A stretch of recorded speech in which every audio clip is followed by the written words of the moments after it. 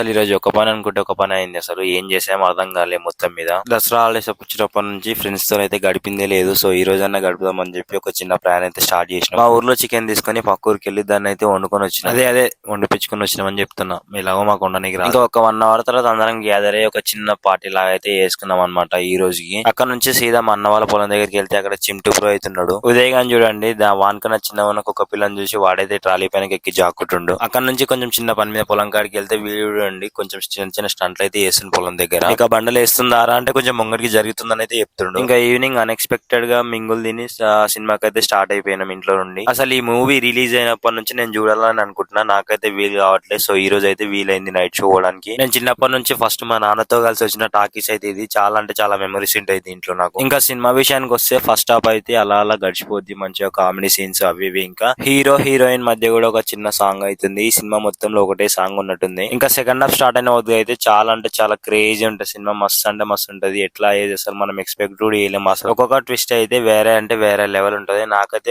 నా పర్సనల్ గా అయితే మూవీ అయితే చాలా బాగా అనిపించింది. మీకు ఎలా అనిపించిందో కామెంట్ చేయండి. మన ఛానల్ అయితే సబ్స్క్రైబ్ చేసుకొని ఫాలో చేయండి.